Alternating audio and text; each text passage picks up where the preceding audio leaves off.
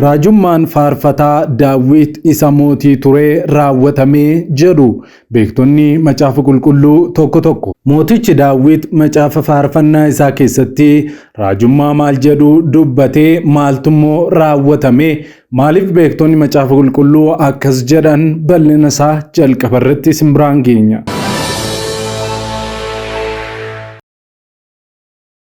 Pastor David Wilkerson waggaa 50 dura waa'ee addunyaa fi balaadhaan rukutamuu biyya Ameerikaa dubbatanii turan. Maarree raajummaan isaanii kun waggaa 50 booddee dhiyeenya kana raawwatamaa jira. Yeroo ammaa kanas Ameerikaa dabalatee addunyaan adaba keessatti argamti. Raajummaa isaanii keessatti maal jedhanii maaltu raawwatamaa jira? Miidiyaaleen kiristiyaanaa gurguddoon addunyaa irratti argaman waa'ee isaanii waan dubbatan isin biraan geenya.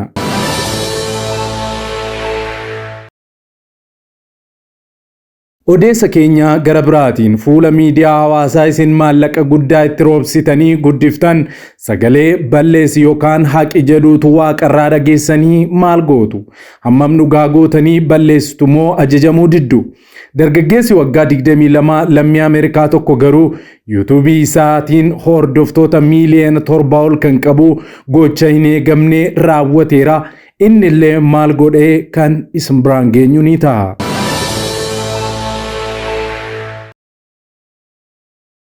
Qophii keenya xumuraatiin shamarreen lammii Afrikaa hojjettu mana taatee biyya Arabaatti qacaramtee turte tokko gaafa hojii ishee xumurtee galuuf jettu wanti garaa nama raasuu uumameera. Kanaanis carraa ajaa'ibaa namoonni hedduun argachuu hin dandeenye argattee jirti. Shamarree kanaaf maaltu ta'ee lammii biyya kamiiti? Oduu gammachiisaa kanallee isin biraan geenya. Nagaa fi araarri Kiristoos bakka jirtanitti hunduma keessaniif haa baay'atu. Akkam jirtu daawwattoota Kiristiyaan Miidiyaa. Odeessa wayitaawaa yeroo kanaaf siniif qindeeffannee isin biraan ga'uuf qabannee dhiyaanneerra hamma xumura qophii keenyaatti nu wajjin turaan affeerraa keenya. Yeroo jalqabaaf gara chaanaalii sagalee Kiristiyaanota maraa ta'e Kiristiyaan Miidiyaatti kan dhuftan subscribe gochuudhaan mallattoo beelii sana fuulduratti isinii ba'u ala tokko gadi tuquun ol kan jetturraa kaawwachuu hin dagatina. Kana gochuu keessaniin odeeffannoon kiristiyaanummaa fi biyya keenya ilaallatan wayita karaa chaanaalii keenya gadi isiniif dhiifaman hunduma dursee akka isin naqqabuuf isin gargaara. Like share gochuudhaanis yaada keessan ammoo komentii irratti nu qooda. Dabalataan daawwattoota keenya karaa fuula weebsaayitii keenya odeeffannoon kiristiyaanummaa barreeffamaan afaan beektaniin afaan Oromoon argachuu yoo barbaaddan liinkii komentii jalqabaarra jiru gadi tuquudhaan isallee subscribe godhadhaa kallattii gara odeessa keenyaatti wal wajjin hadabarru.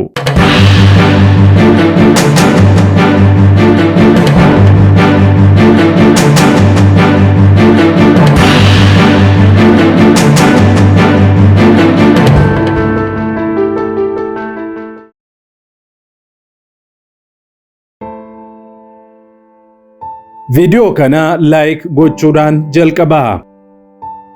Raajummaan faarfataa Daawit raawwatamee jedhu beektonni macaafa qulqulluu fi namoonni gurguddoon tokko tokko. Faarfannaa Daawit 83ffaa lakkoofsa 2-5tti akkas jira. Kunoo diinonni kee dheekamanii wacuu warri si jibbanis mataa isaanii ol qabataniiru. Isaan saba kee irratti mala qopheessan warra golgaa kee jala jiran irratti sin mari'atan. Isaan deebi'anii saba akka hin taanetti kottaa lafa irraa isaan hin haxoofnaa maqaa Israa'el deebi'ees hin yaadatamin jedhan. Isaanoo yaada tokkoon waliif galan si irratti ka'uufis walii kakatan jedha. Faarfannaa Daawit 83:2-5. Raajiin sanyii Yihuudii lammii Ameerikaa ta'e raajii Raabaay Joonaataan Kahaan jedhamu. Raajummaan faarfannaa Daawit irratti barreeffame kun miilanaa akka raawwatamee dubbate jira. Kunis yeroo ammaa kana biyyoonni Israa'eliin marsanii jiran Israa'el kan jedhamtu lafarraa baduu qabdi jechuudhaan dubbataa akka jiran ibsee jira. Keessumaayyuu Israa'eliin wal kan hin jaalanne Iraan dabalatee biyyoonni ollaa Israa'elitti argaman hedduun isaanii jiraachuu Israa'el kan hin barbaannee fi lafarraa akka isheen badduu kan barbaadanidha jechuudhaan raajii Raabaay dubbatee jira. Sabni Yihuudii akka duguugamaniif irratti mari'atanii jiru. Garuu hin taane seexanni saba kana duguugee balleessuu barbaadee ture. Garuu yoomiyyuu hin ta'u jechuudhaanis dubbatee jira. Dabalataan Israa'el sa'aatii fi lakkooftuu Waaqayyooti. Taateen ishee irratti ta'uu deebi'ee dhufuu Masiihii keenya Yesuus Kiristoos addeessas jedhee jira. Dabalataan namni Waaqayyoo Joon Ageen akkas jechuudhaan dubbatee jira. Hordofnee walitti haa deebinu.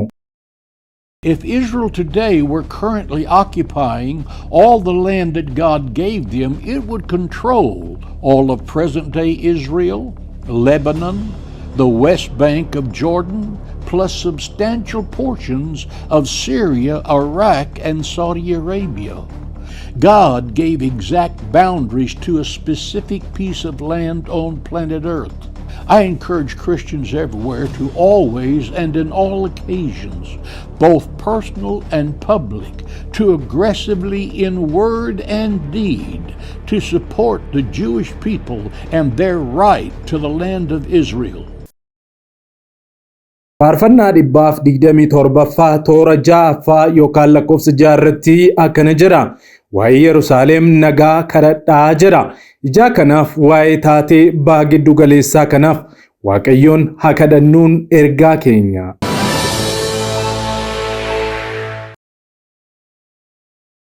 Gara odeessa keenya Kiristaanummaa isa lammataatti yeroo darbinu raajummaan waggaa 50 dura Pastor David Wilkerson waa'ee addunyaa fi balaadhaan rukutamuu Ameerikaa dubbatanii turan raawwatame. Namni Waaqayyoo kun si'a baay'ee namoota kashalabbootaa fi warra gurmaa'uudhaan nama reebanii fi nama saaman gidduu seenuudhaan wangeela Kiristoos dhugaa ba'uudhaan nama beekaman turan. Raajummaa raajichi kun dubbatan kunis dhufaatii Gooftaa Yesuus Kiristoos addeessas jedhameera. Raajummaa namni Waaqayyoo kun waggoota 50 dura dubbatanii gara Gooftaa deeman kun yeroo sana raajummaa akkas jedhu ture. Ameerikaa dabalatee addunyaa irratti balaawwan gurguddoon 5 ni dhufu. Ameerikaan sosocho'insa lafaa gurguddaadhaan ni rukutamti.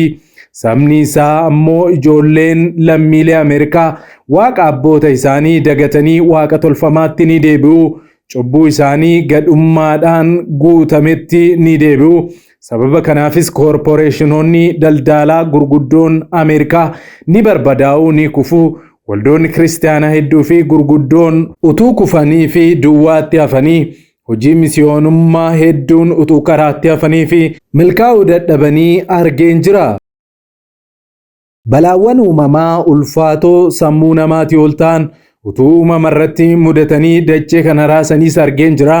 Kanaaf waldaa kiristaanaa fi dhaloonni itti gaafatamummaa jalaa hin bahan jedhanii dubbatanii achis gara Gooftaa adeeman. Erga raajummaa kana dubbatanii saarra waggoonni 50 ol yoo lakkaa'aman iyyuu raajummaan kun raawwatamuu irratti argama. Waaqayyoo dhaloota isa dhaga'uu fi dubbii isaa hojiirra oolchuu nu haa taasisu. Odeessa keenya gara biraatiin. Fuula miidiyaa hawaasaa isin maallaqa guddaa itti roobsitanii guddiftan sagalee balleessii haaqii jedhu utuu waaqarraa dhageessanii maal gootu? Hammam dhugaa gootanii balleessitu moo ajajamuu diddu laata? Dargaggeessi waggaa 22 YouTube irraa hordoftoota miiliyoona 7 ol qabu gocha hin eegamne raawwateera. Dargaggeessi waggaa 22 jiraataa magaalaa Texas kan ta'e ogeessi raapparii fi piraankii hordoftoota YouTube qofaa miiliyoona 7 ol qabu kun sagalee waaqarraa dhaga'een viidiyoo 2 duwwaa qofaa hambisee viyuu miiliyoona 800 ol YouTube isaarraa haqee jira. Maaltu akkaatii kana gootu si taasise yookaan si kakaases jedhamee yeroo gaafatametti akkas jechuudhaan deebii kenne. Hafuurri qulqulluun natti mul'ateetu gocha hojjetaa jirtu kanarraa of eeggachuu qabdaa naan jedhe. Ijaa kanaafan viidiyoowwan hedduu fi viyuu hedduu haquudhaan viidiyoo 2 qofaa hambisee jechuudhaan deebii kennee jira. Itti dabaluudhaanis sagalee Waaqayyoo isa namoota xixinnayyoo kana gufachiisuu keerraa dhagaa ofcii mormatti hidhattee garba lixuu wayyaa kan jedhu sana caqasuudhaan akkas jedhe. Daa'imman ol guddataa jiran viidiyoo koo ilaalan keessa tokko gufachiisuu kootiin qofaa cubbuun koo baay'ee sodaachisaa hin ta'a. Kana mannaa immoo namoonni namoota gufachiisan dhagaa uffii mormatti hidhatanii galaanatti of darbachuun isaaniif wayyas jedheera. Dabalataan dubbii sagalee Waaqayyoo akkas jedhu dubbateera. Yesuus itti fufee eenyullee warra xixinnayyoo anatti amanan kana keessaa tokko gufachiisuu irraa dhagaa daakuu guddaan morma isaatti hidhame tuujjuba galaanaa keessatti liqinfamuu isaaf wayya ture. Gufannaan waan dhufuuf biyya lafaatiif wayyoo. Gufannaan dhufuun irra jira'oo garuu nama gufannaan karaa isaa dhufu sanaaf wayyoo. Harki kee yookiis miilli kee yoo si gufachiisee ofirraa murii gatii harka lama yookiis miilla lama qabaattee abidda bara baraatti darbatamuu kee mannaa bu'aan dhagna keetii irruu ta'ee yookiis hokkolaa taatee jireenyatti galuu siif fayya. Iji kee yoo si gufachiisee of keessaa baasii gati. Ija lachuu qabaattee qilillee abiddaatti darbatamuu kee mannaa ija tokko qabaattee jireenyatti galuu siif fayyaa jedhe. Yesuus itti dabalee isaan xixinnayyoo kana keessaa tokko illee akka hin tuffannee ilaalladha. Ani isinitti nan hima Waaqa irraa ergamoonni warri isaan eeguudhaaf kennaman guyyaa hundumaa fuula abbaa koo isa Waaqa irraa duratti in argamoo jedhe. Wangeela Maatewos 18:6-10. Kanaaf namni kun ergaa kana caqasuudhaan kana booddee viidiyoowwan hojjetus kan namoota hin gufachiifnee fi viidiyoowwan safuu isaanii eeggatan akka ta'e ibsee jira. Maarree namni kun kanaaf viidiyoowwan isaa miliyoona 800 ol ilaalaman hundumaa quraan viidiyoo 2 qofaa akka hambisee fi kanattis gammachuu akka qabu ibsee jira.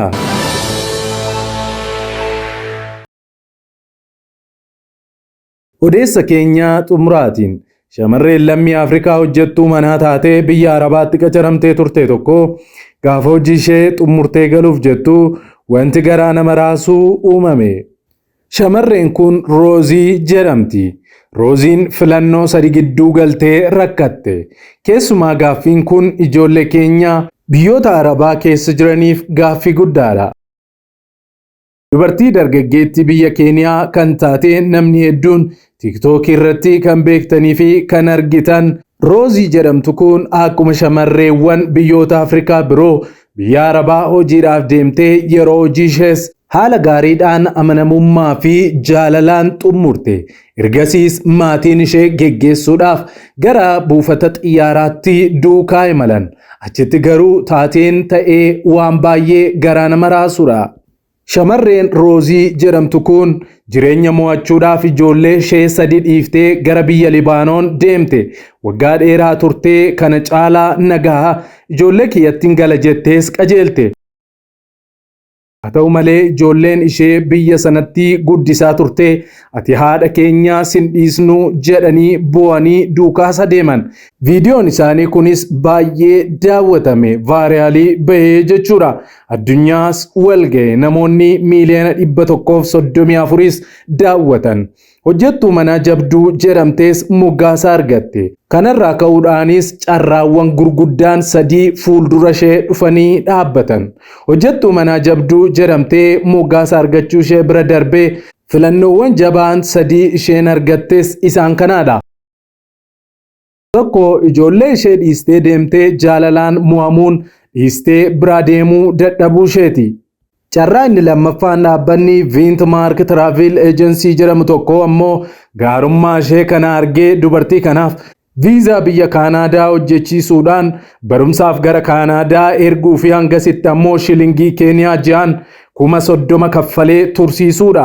Sadaffaan ijoollee ishee jaallatanii TikTok irratti bu'anii ishee beeksisanii fi ishee duukaa turan nan deebi'a jettee waadaa seentee eegdee gara Libaanoon deebi'uudha. Egaa utuu isiniitii maal gootu? Kamiinis filattu? Gaarummaan abbichumaan fayyada. Amanamummaanis abbaadhumaaf deebisee waan gaarii kaffala. Macaafni qulqulluun namoota namaaf hojjetaniin yookaan maallaqaan hojii nama gargaaraniif akkas jedha.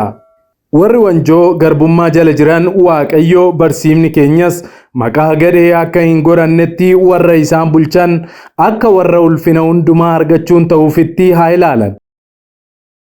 Fi isaaniitii garbummaa jala jiraatanii warra isaan bulchan amantoota yoo ta'an lachuu amantiidhaan waliif obbolaadha. sababii obboloota waliif ta'aniif immoo warra isaan bulchu kana hin tuffatin. Warri isaan bulchan immoo amantoota kan jaallatamanis ta'anii hojii gaariidhaaf waan of kennaniif ittuma caalchisanii haa hojjetan kana barsiisii gorsis jedha. Tokkoffaa Xiimotewos boqonnaa 6 lakkoofsa 1-2. Itti dabaluudhaan isin warri garbummaa jala jirtan biyya lafaa kanarratti warra isin hojjechiifataniif sodaadhaa fi roommaan akka waan Kiristoosiif hojjettanitti garaa qulqulluudhaan abboomamaa fi akka isa nama gammachiisuuf ija ilaallatanii hojjetaniitti utuu hin ta'in akka hojjetoota Kiristoositti garaa guutuudhaan jaalala Waaqayyoo raawwadha. Akka waan namaaf hojjettanii utuu hin ta'in akka waan Gooftaadhaaf hojjettaniitti gammachuudhaanis hojjedha. Eenyullee garbichas ta'u birmaduus ta'u hojii gaarii isa hojjeteef Gooftaa biraa gatii isaa akka fudhatus beeka.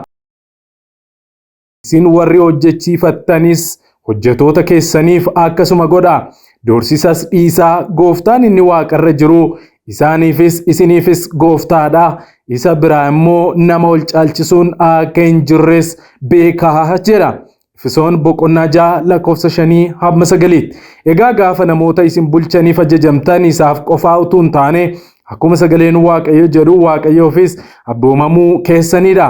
Kanaaf warra isin hojjechiifataniif utuu hin taane Waaqayyo maal naan jedha jechuudhaan Waaqayyoon ofirratti ilaalaa sodaadhaa fi amanamummaadhaan hojjedha. Waaqayyo immoo maaltu beekaa? Isiniifis carraa akka shamarree kanaa isiniif banuu hin danda'a.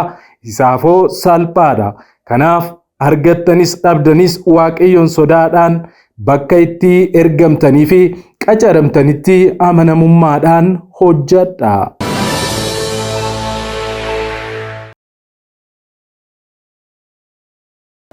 Waggoota dheeraadhaaf kiristaanonni miidiyaalee ittiin sagalee isaanii ibsatan dhabuun rakkataa turaniiru. Bari'uun waan hin oolleef maarree kunoo Kiristiyaan miidiyaa sagalee nuuf ta'aa jira. Kanaaf miidiyaa haqaa odeeffannoo dhugaadhaaf wayitaawaa yuutuubii Kiristaan miidiyaa subscribe, like, share godhaa. warra sagalee dhabaniif sagalee ni taana. Yesuus fayyisaadha. Egaan daawwattoota Kiristiyaan miidiyaa qophiin wayitaawaa yeroo kanaaf isiniif qindeeffannee kanumaan gaammaatti daawwattanidha. Waan daawwattaniif ulfaadha. Yeroo jalqabaaf yookaan qophii keenya walakkaatti gara chaanaalii keenyaatti kan dhuftan subscribe gochuudhaan mallattoo beelii sana fuulduratti isinii ba'u haala tokko gadi tuquun ol kan jettu irra kaawwachuu akkasumas like share gochuudhaan yaada keessan ammoo koomentii irratti nu qooduu hin dagatina.